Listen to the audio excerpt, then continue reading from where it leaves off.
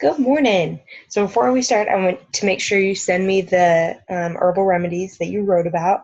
I want to know what remedy you picked, how it was used traditionally, and what research has gone into its uses today. So make sure you send all of those to me. And this week we are going to talk about toxicity and nutrition. So just to start with that, we're going to talk about the calorie deficit diet. So it's calories in versus calories out. What it does is it focuses on burning more calories than you're taking it in. So if the math worked exactly like it's supposed to, for every 3,500 calories that you burn over what you're taking in, you lose a pound of fat. So in theory, with 500 fewer calories per day, which could just be 500 calories is one Starbucks blended Frappuccino craziness. Um, and that would have you lose a pound a week. Now, on the other hand, a single candy bar's worth of calories extra per day could cause a 15-pound weight gain every year. So that's if this math worked perfectly as it's supposed to. Now, with that candy bar, that's only an extra 148 calories a day. Now, fortunately and unfortunately, your body doesn't function quite as cleanly as this equation. Now, just to start out with, if I asked you what a 3,500 calorie deficit is for you, would you be able to tell me? Exactly 3,500 calories. So you have to take into consideration your exercise. Remember what we talked about with how calories burn within your body. So your calories are going, or you're going to burn your calories differently than I do, than each other does. So a 3,500 calorie deficit is very different for everybody. So it's very hard to keep track of that to start out with.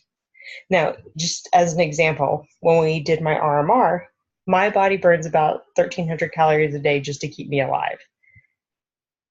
So remember yours?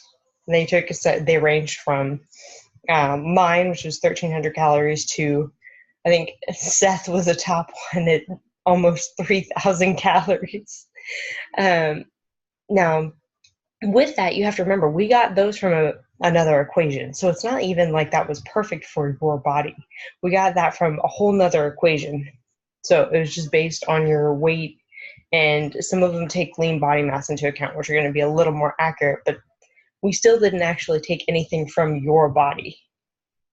But in theory, if that was exactly right, then you walk around and exercise during the day, and you got to figure out how many calories you burned. So how are you going to figure that one out? Normally you check MyFitnessPal or a Fitbit or something along those lines, right? But those aren't going to be exactly right. And we have to be dead on. Remember, even that 148 extra calories a day can be an extra 15 pounds a year.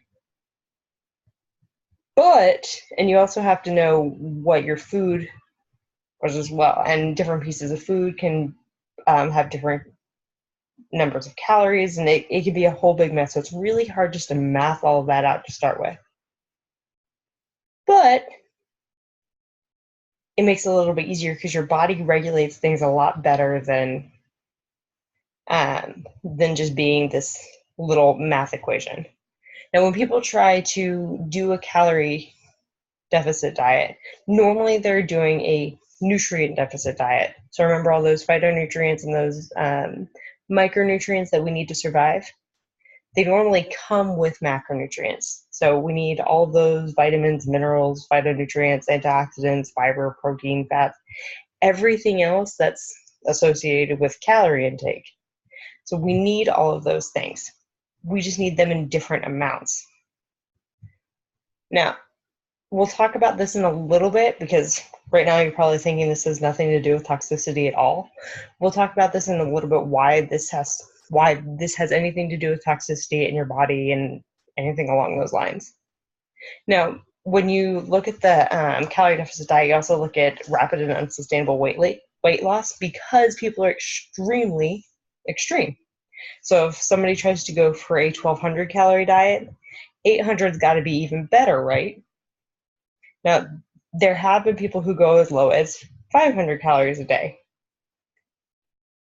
which is completely insane. First, it's going to make you feel horrible. It's going to increase your oxidative load, which has to do with the toxicity we're going to talk about. You're going to hit this starvation mode that's just going to block off your metabolism and bring you down to an absolute minimum. And it sets you up for yo-yo dieting, so going back and forth.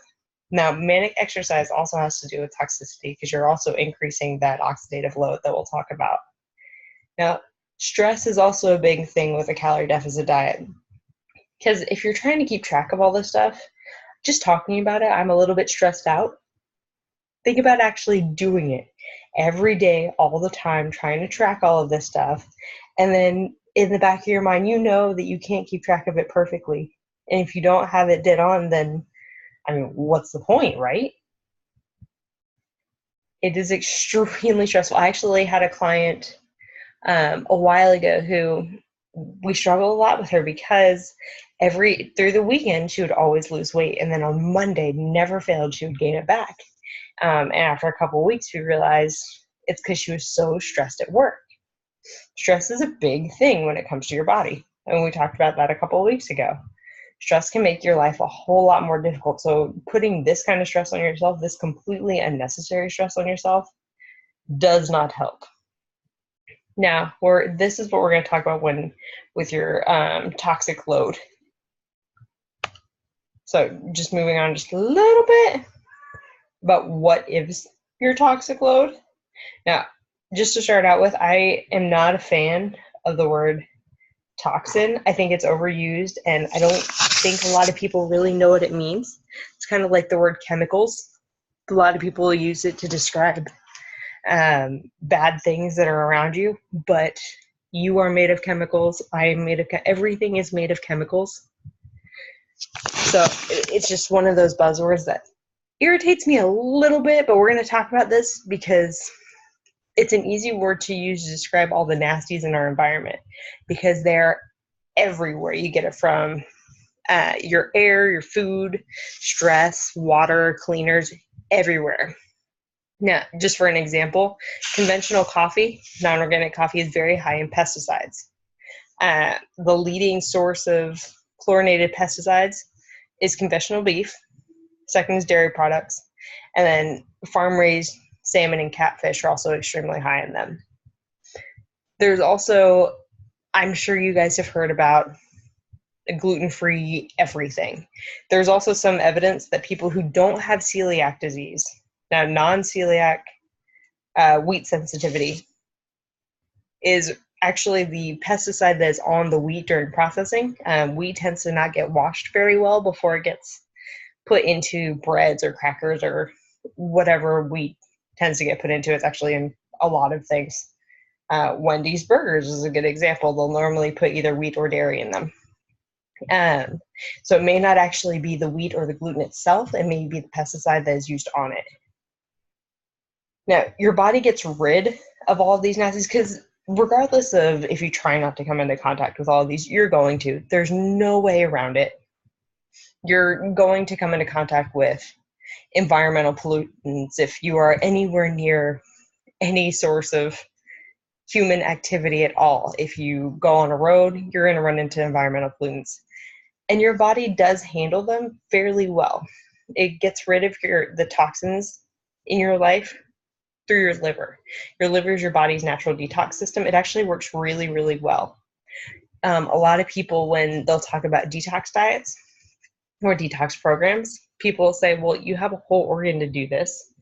Why would you need to detox? And they're not wrong. You do have an entire organ to detoxify your body, but there's a big difference between what it has to deal with now and what it was made to deal with. We put a lot more stress on our liver than it's really used to. So while detox diets may not be the greatest thing, and we'll talk about those in a little bit, your liver does need a little bit of help because it really hasn't had a whole lot of time to adapt to everything that we're throwing against it.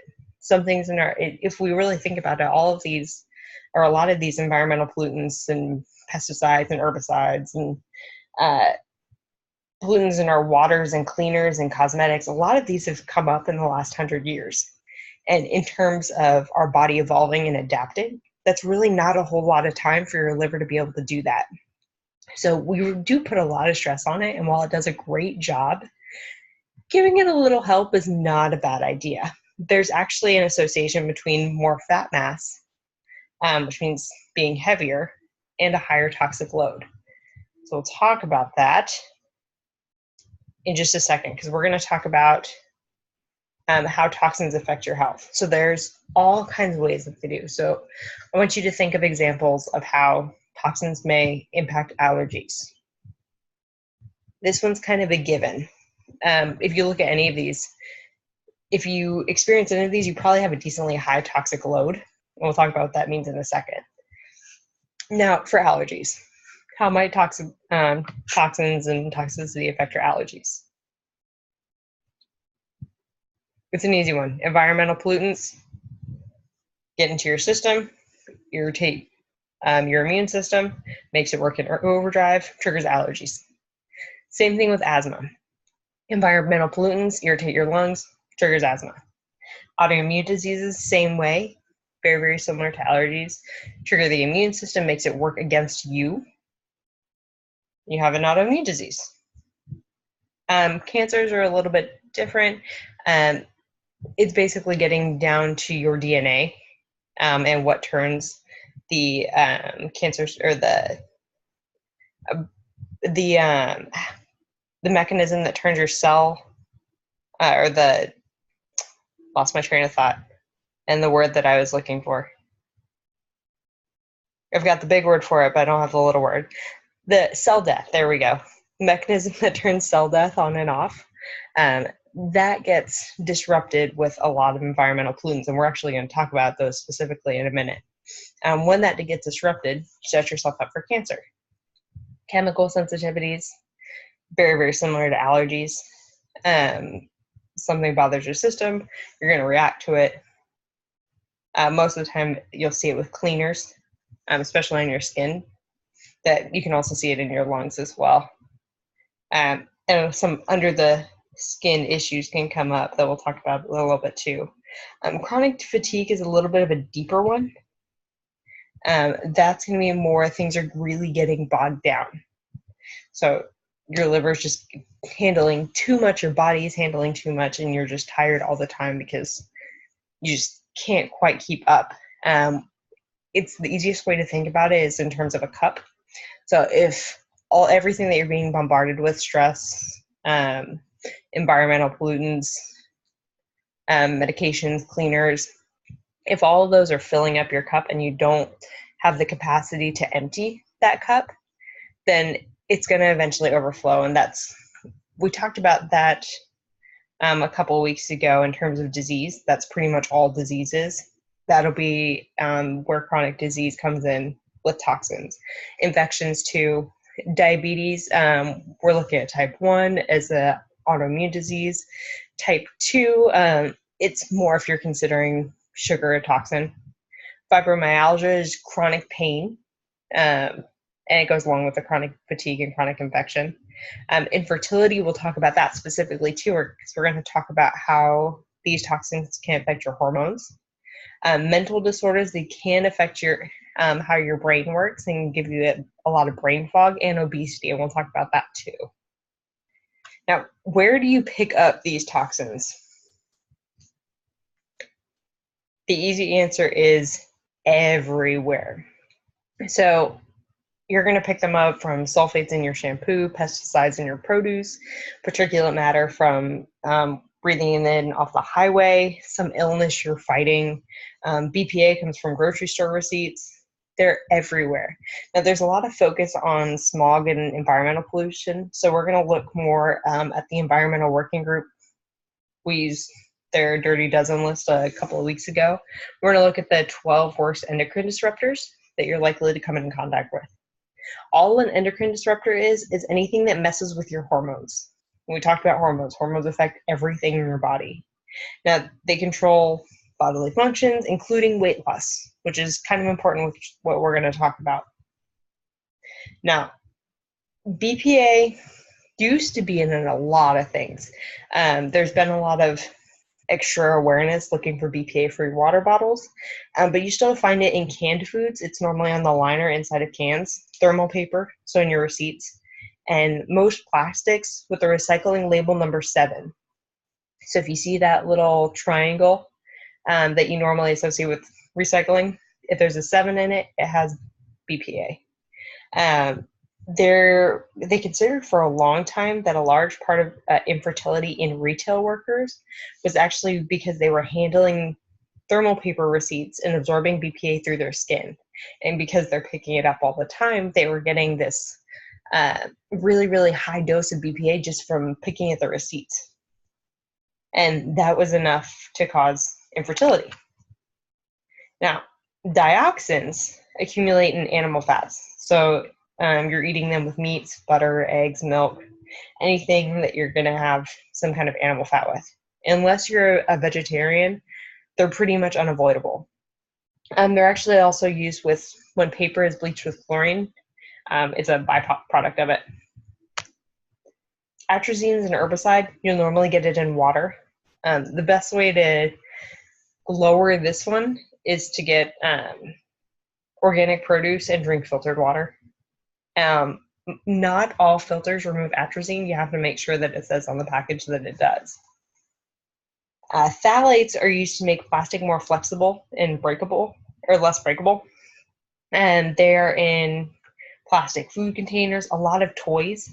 If it says fragrance, if you notice on the ingredients list on any of your lotions or anything like that, if it says fragrance on it, probably has phthalates in it, and plastic wrap. So phthalates, if you see with a little recycling label, if it has a number 3 in it, it has phthalates.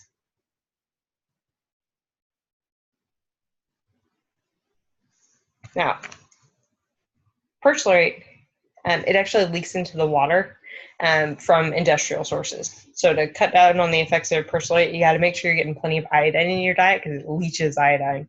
And you can get iodine from cranberries, yogurt, strawberries, potatoes, cheese, and iodized salt. Most salt is iodized at this point. Not too much iodine in your diet can contribute to your thyroid not working as well. However, not enough iodine in your diet can make your thyroid not work as well. So just something to keep in mind if you're having issues with your thyroid, or if you hear of anybody having an issue with their thyroid, think about their iodine, because too much or too little, your iodine has to be pretty much completely in balance for your thyroid to work correctly. Now, fire retardants are everywhere, which is kind of a good thing. They're in cushions and insulations, carpets, mattresses. There was a lot of regulations to put fire retardants in everything. Now, a lot of them are not used anymore within the last 10 years because of health issues. Now, to avoid issues with fire retardants, especially in older houses that have older carpets or older furniture, if you don't have a new mattress, get a vacuum with they have filters that are HEPA. It helps clear out the air so you don't breathe in all the dust that comes off of those things. Now, lead used to be common in paints, so if you have an older house, something to keep an eye out for, but it's also found in drinking water, and lotions, makeup, sunscreen. All of them can have lead in them. Now, most of them won't. There are a lot of regulations surrounding lead, but if you get products from other countries, there aren't as many regulations, and they can still be brought into the US. Now, for people who eat a lot of fish, wild-caught salmon is your best bet. The higher the fish is on the food chain, which normally means the bigger the fish, the more mercury it can accumulate. Now, and that's especially if it's farm raised. Just as an example, we are one of the higher animals on the food chain. So we can take on a lot of mercury, which is not a good thing. When you're looking for salmon, you want to look for Alaskan or sockeye salmon, not Atlantic. If it says Atlantic on it, it is farm raised. But Alaskan or sockeye is all going to be wild caught. Now, for Tuna, that's a hard one because tuna is also a big fish. There are a couple brands that, like Safe Catch, that have lower mercury. You just have to keep an eye out for them. A smaller fish, not nearly as big of a deal because they tend to be lower on the food chain. Arsenic. We actually talked about arsenic a couple of weeks ago when we talked about micronutrients. Arsenic is everywhere. It's in your clothes. They use it to process cotton, glass, foods, desks. It's in wood preservatives. So the best way to not ingest it is to filter your water. Fluorocarbons are mostly found in nonstick pans and water-resistant coatings. So Teflon. They're also used in dental floss and some cosmetics, but when you use nonstick pans, it leaches into your food.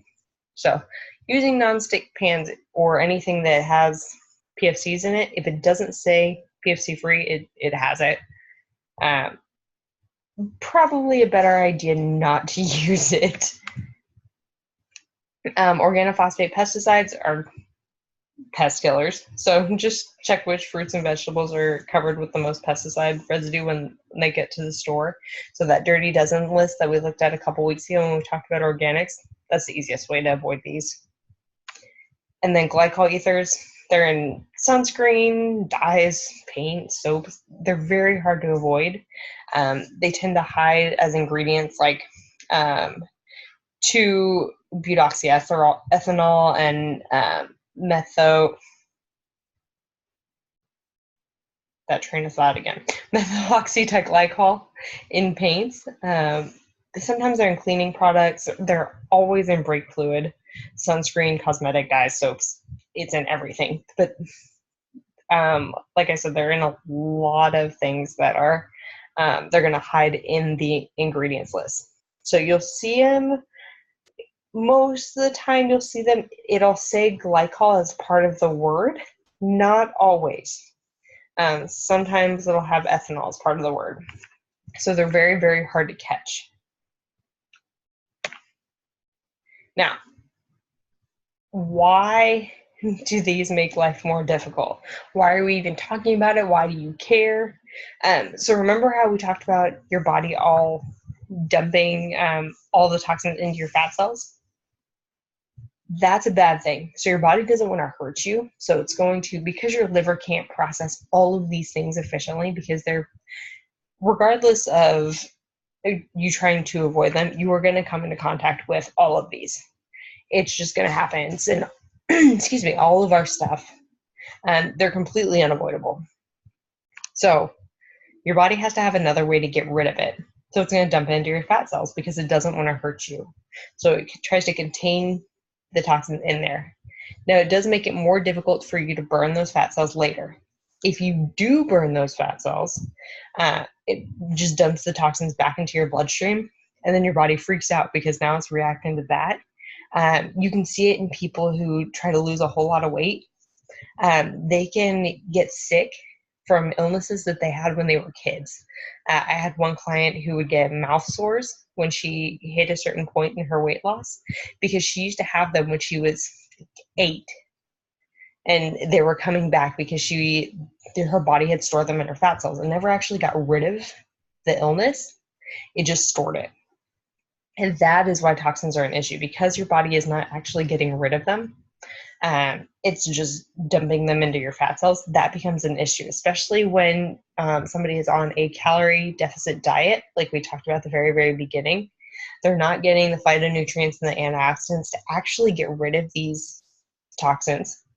And that becomes a really big issue later.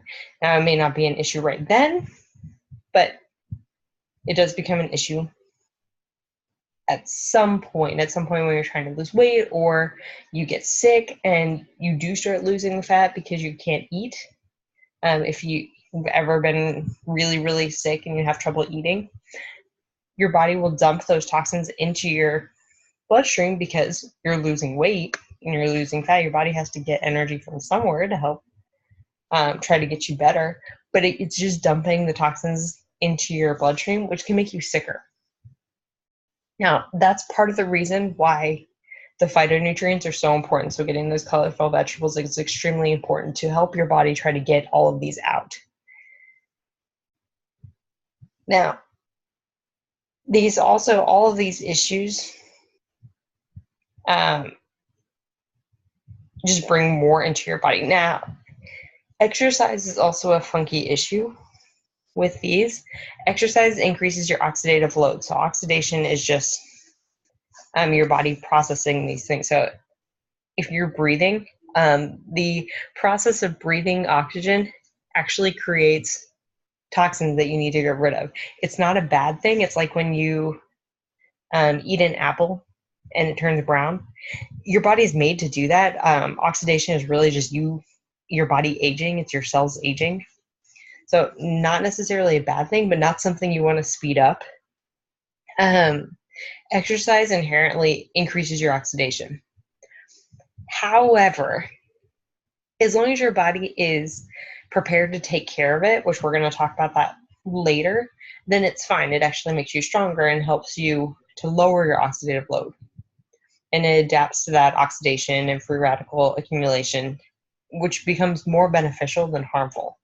Now, with weekend warrior type exercise, so if you're only exercising really, really hard once a week, and you're really, really sore and miserable afterwards, that is bad. That's increasing your oxidative load past the point that it is beneficial. So like when we talked about that soreness that you get to that you just can't get past, it means you did too much, you broke down those muscles too much, and your body can't heal it. That's part of your oxidative load. You did too much, your body doesn't have the capacity to fix it, so it makes it even worse. Now, we're going to talk about liver cleanses a little bit. I'm hoping y'all are a little bit pre-liver cleanse, but there's a good chance you'll hear about it because they tend to go a lot with fad diets. Now, liver cleanses have the greatest marketing promise ever because they say, I mean, how are you going to prove it?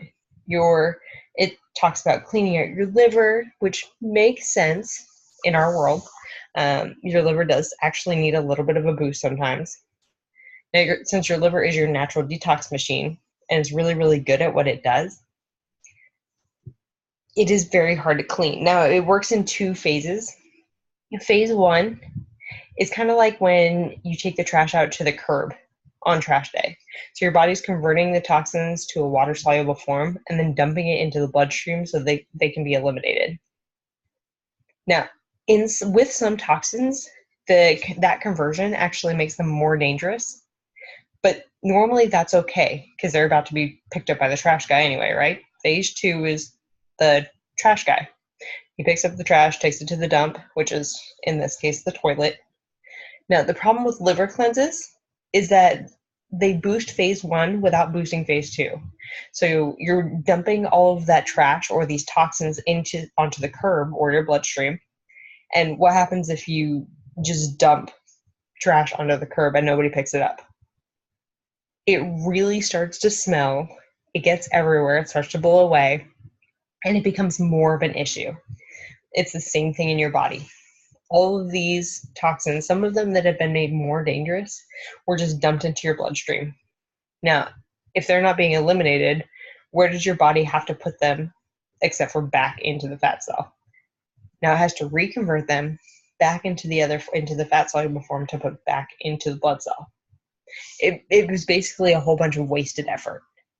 That and those being in your system can make you really sick. So if you've ever seen somebody who's done a liver cleanse, one of the things that it talks about is a liver cleanse can actually make you extremely sick. And they talk about that like it's a good thing. Now, they'll talk about these liver cleanses, you're getting sick because you're getting all the toxins out. No, you're getting sick because you just dumped them in your bloodstream. And they shouldn't be making you sick. Your body should be getting rid of them. That's the big issue with the liver cleanses, is that they can make you extremely sick. Especially if you have some illness stocked up in those fat cells or some form of toxicity stocked up in those fat cells that is actually really dangerous.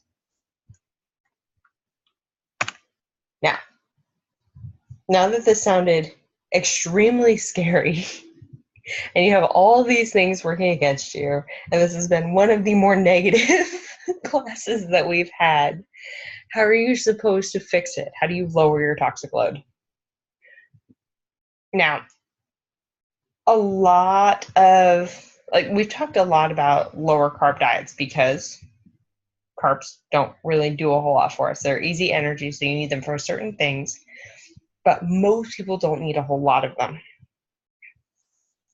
Now, to help your liver, a lower carb, lowish fat, you still need a decent amount of fat, but a high protein diet is actually the best thing for your liver. They did a study, this was actually a while ago now, with a couple of groups of rats, and they injected them with a sedative after one group had been on a low carb, one group had been on a low fat, and one group had been on other way around. One group had been on a high carb, one was on a high fat, and one was on a high protein diet. And they wanted to see which rats were going to wake up first, because if they woke up first, that means they got the sedative out of their system the fastest, which is a good thing because that means their liver was, in theory, working the best. Now, the high protein diet rats woke up way before everybody else. That's because protein is needed for phase 2 of your liver detoxification system. Like we said, phase 2 is the trash guy taking the trash out to the dump. So very, very, very, very, very important.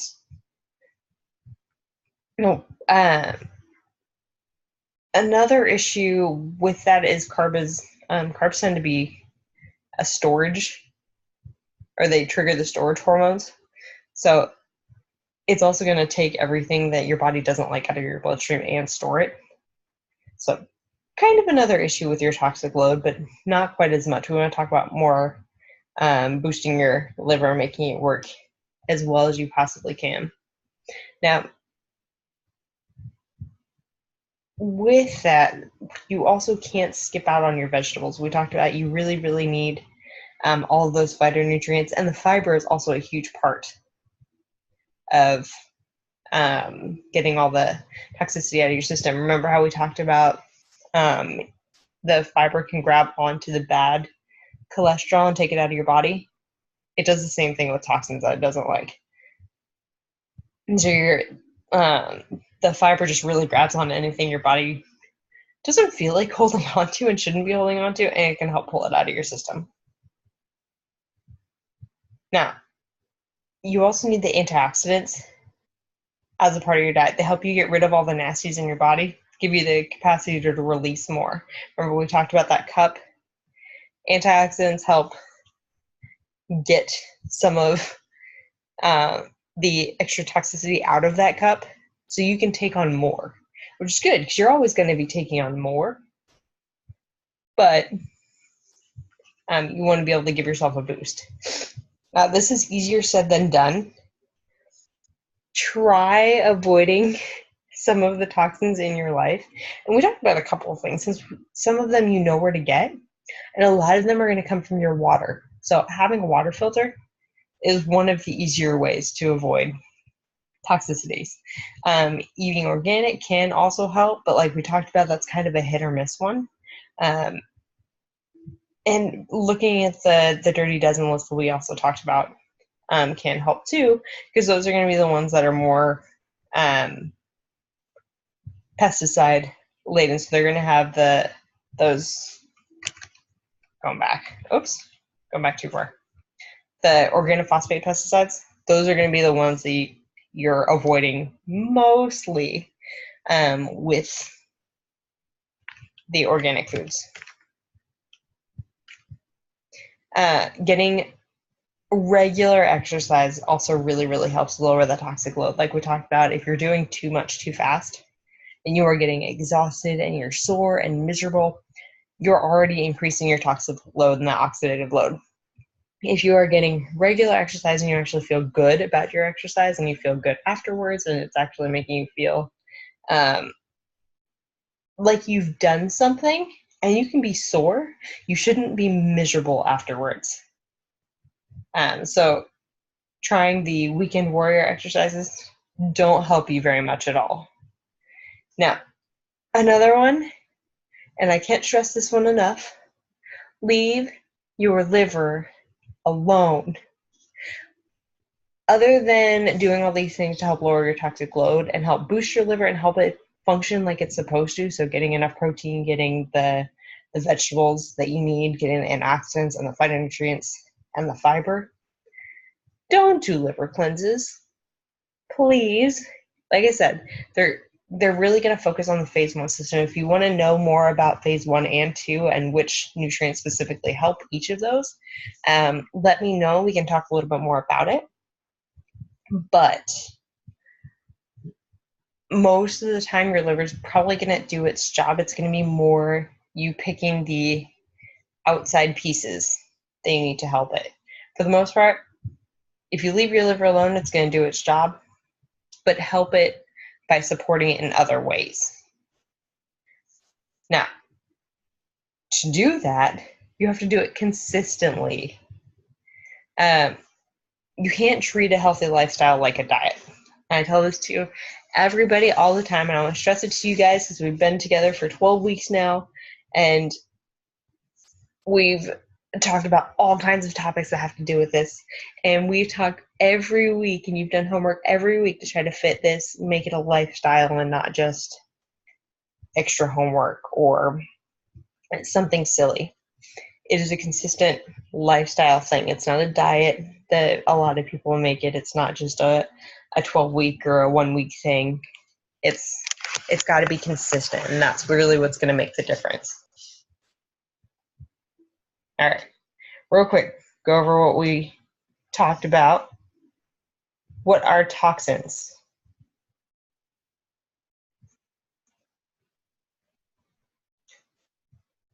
On the test, if you make me laugh with this one, you'll probably get points because I really can't stand the word toxins. But all toxins are the environmental pollutants or the cleaners or the pesticides or whatever is going to bombard your system and the nasties in your environment. That's it. How can increased toxicity worsen asthma? We went over that very briefly, but it's more just the irritation of your lungs. It's also, like we talked about with that cup, it's overflowing that cup, making you more susceptible to diseases and health issues. Where are your toxins stored in your body? Assuming they're not being dumped out and taken care of by your liver, where do they get put? In your fat. What is an endocrine disruptor? All that an endocrine disruptor is, endocrine, your hormones, disruptor, something that messes it up. All an endocrine disruptor is, something that messes up your hormones. What recycle number indicates BPA in plastics? 7. So if you see that 7 in the little triangle, probably has BPA in it. And what does phase 1 of your liver detoxification do? And I accept the analogy for this one. If you come up with another analogy, I will love it because it shows you're really learning. Phase 1 of your liver is you taking the trash out to the curb. So it's just the toxins being taken out, dumped into your bloodstream. So they have to be converted to a water-soluble version and then put in your bloodstream. Phase 2 actually gets it out of your system. So it's the trash man taking it to the dump. And so it's getting to the toilet. Will a high protein diet or high carbohydrate diet decrease your toxic load better? With this one, just remember the rats. High protein helped get rid of the sedative faster than the high carbohydrate did. And then your homework this week is checking labels. So look at products around your house for some of the endocrine disruptors listed. You can also look at the environmental working group list. They have that endocrine disruptor list. You can actually search it on their website. So it'll give you the ingredients underneath of them. So like those glycol ethers that have tons of different ingredient names, you'll be able to find those. A lot of times you'll see fragrance on your products. That's an easy one because it's normally a phthalate. So look around your house, look at the products, see some of the endocrine disruptors. You can also look, it doesn't even have to be on the ingredients list. It could be a look at your mattress. It probably has fire retardants in it. That's an endocrine disruptor. Look at your couch that has fire retardants in it. Your carpets. Check your water if you have a filter that filters out certain things. If it doesn't, there's an endocrine disruptor in there. So look around your house, and this isn't meant for you to go crazy. This is just meant to be kind of an eye-opener of, oh, yeah, my body's coming into contact with all of these things all the time. I should probably support it because there is no avoiding any of these. And then let me know which ones you find, so send me a list. So thank you guys so much. I will see you next week. If you have any questions, please let me know.